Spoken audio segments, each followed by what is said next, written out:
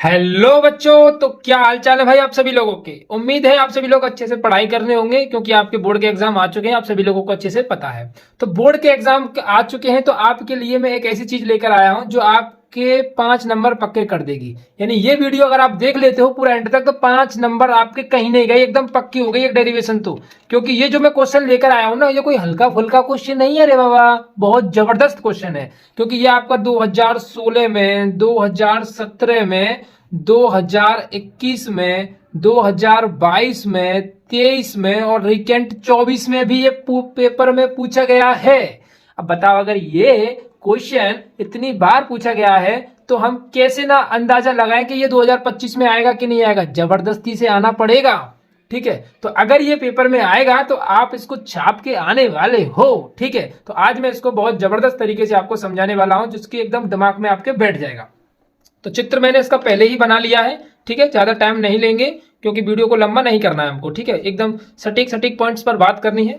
तो हमें क्या करना है, प्रत्यावर्ती धारा में एलसीआर परिपथ को आज समझना है। एलसीआर परिपथ बहुत इंपॉर्टेंट परिपथ होता है, एक इंपॉर्टेंट सर्किट होती है जो कि आपके क्लास 12th फिजिक्स का शायद मेरे हिसाब से 11th कोई लास्ट वाला चैप्टर है जिसमें हम पढ़ते हैं अल्टरनेटिव करंट के बारे में। तो देखो चित्र कैसे बनाओगे। एलसीआर परिपथ है तो एक एल ले लिया यानी एक कुंडली ले ली है, और एक सी यानी एक संधारित्र ले लिया है, और एक आर प्रतिरोध हमने ले लिया है। ठीक है, एक आर क्या ले लिया हमने, प्रतिरोध ले लिया है। एक आर हमने प्रतिरोध ले लिया है जिसको एक प्रत्यावर्ती धारा स्रोत B बराबर B0 साइन ओमेगा टी से हमने जोड़ दिया है। ठीक है, तो आप अगर इसकी थोड़ी बहुत राइटिंग करना चाहोगे तो कैसे लिखोगे कि माना एक कुंडली, माना एक प्रत्यावर्ती धारा परिपथ, ऐसा लिख सकते हो। माना एक प्रत्यावर्ती धारा परिपथ, माना एक प्रत्यावर्ती धारा परिपथ जिसमें L प्रेरकत्व की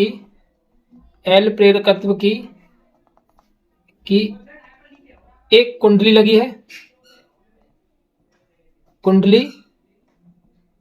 लगी है, तथा सी संधारित्र की संधारित्र ऐसा आप इसको देख करके लिख सकते हो, संधारित्र, तथा आर प्रतिरोध को सीडी क्रम में जोड़ा गया है। सीडी क्रम में जोड़ा गया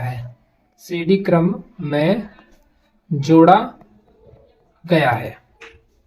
ठीक है ना, अभी इनको क्या कर लिया हमने, सीडी क्रम में जोड़ दिया है। ठीक है, जो प्रत्यावर्ती धारा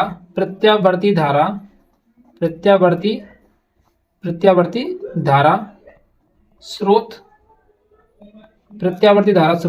B बराबर B0 साइन ओमेगा टी से जुड़े हैं। ठीक है, अब इतना कर लिया हमने, इनको हमने क्या कर दिया, इनमें जोड़ दिया है। माना देखो, अब यहां पर यह क्या, ये कुंडली है तो इसका प्रतिरोध मान ले, इसका जो है विभवांतर BL मान लेते हैं, इसका विभवांतर BC मान लेते हैं, और इसका विभवांतर BR मान लेते हैं। ठीक है, ऐसा हमने BR BC और इस तरीके से लिख दिया। तो माना L कुंडली पर विभवांतर BR है, C संधारित्र पर विभवांतर BC तथा प्रतिरोध ऐसा भी देखो लिखना पड़ेगा क्योंकि 5 नंबर इसी के नहीं है कि आप डायरेक्ट इसको चित्र को बना लो और इसका मिल जाए। 5 नंबर के लिए आपको लिखना पड़ेगा। प्रतिरोध R पर BR है, यानी प्रतिरोध R पर विभवांतर BR है, C पर BC है, BL इस तरीके से है। ठीक है, इतना कर लिया हमने। अब हम जानते हैं, देखो हम क्या जानते हैं कि जब केवल और केवल L जुड़ा हुआ होता है तो धारा कैसी होती है, धारा 90 डिग्री पक्षगामी होती है। ठीक है, हम यहां पे लिख सकते हैं चूंकि कुंडली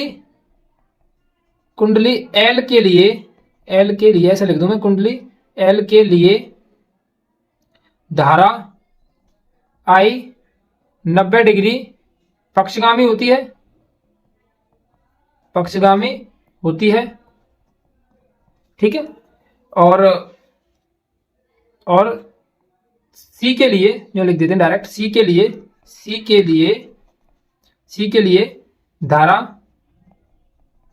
90 डिग्री अग्रगामी होती है, अग्रगामी होती है, ठीक है। ये चीज हम पढ़ चुके हैं, क्योंकि अगर एल पढ़ते हैं, सी पढ़ते हैं, तो एल में क्या होता है 90 डिग्री पक्षगामी होती है, एल में क्या होता है 90 डिग्री पक्षगामी होती है वोल्टेज से, और सी में क्या होता है 90 डिग्री अग्रगामी होती है, और आर में क्या होता है, आर में ना तो पक्षगामी होती है ना ही अग्रगामी होती है।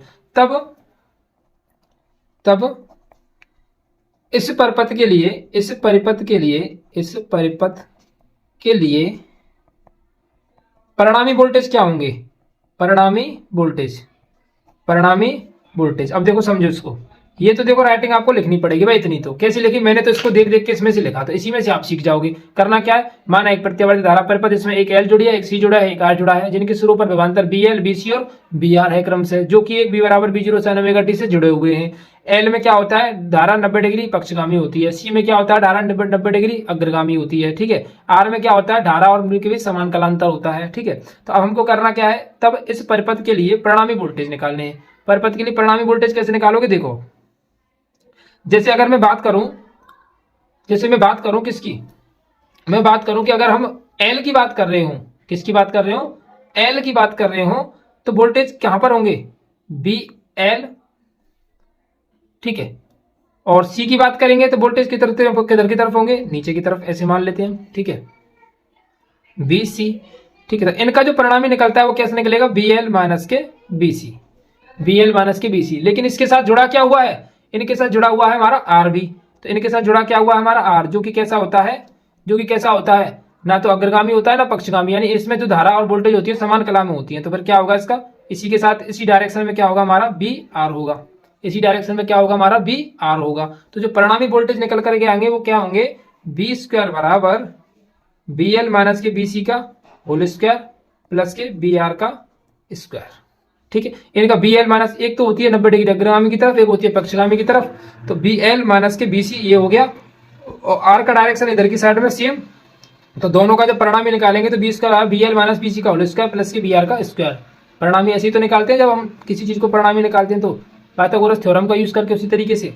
अब देखो बी एल और बी सी की वैल्यूज रख दी इस जगह पर, क्योंकि बी बराबर तो होता है आई आर, ठीक है। बी एल की बात करूं तो क्या हो जाएगा, आई इंटू में एक्स एल, क्योंकि यहां पर क्या होगा, एक्स एल क्या है, कुंडली का प्रतिरोध।